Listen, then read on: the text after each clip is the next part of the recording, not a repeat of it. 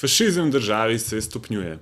Najbolj očitni pokazatelji tega so ekonomski fašizem, zlasti v gradbeni industriji, pa poziv razumnikov k vojni s Hrvaško, pa metanje molotovk na lokal, v katerem se zbirajo ljudje, ki nekomu zaradi tega ali onega niso všeč. Ne poznam človeka, ki bi do omenjenih dogodkov ostal ravnodušen.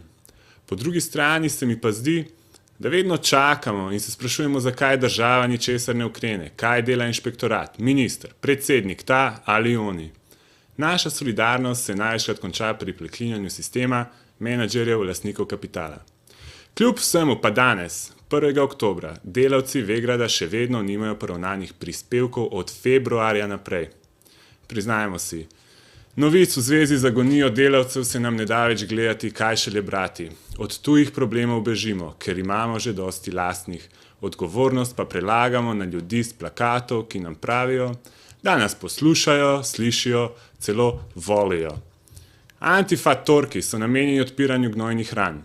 Tokratnega začenjamo ob 17. na FDV z dokumentarnim filmom Jelene Aščič Gradimo suženjstvo, zaradi katerega so bili tisti delavci Vegrada, ki so spregovorili o nečednostih, izgnani. Film pa je dokument o času, ko so pravice priseljenih delavcev prve zapustile državo. Kdo jo bo naslednji? Mogoče tisti, ki se jim ne bo dalo več prenašati tega sranja. Ravno zato vas pozivamo, da pridete, da pokažete, da niste nemi opazovalci in da želite ustvarjati boljšo družbo.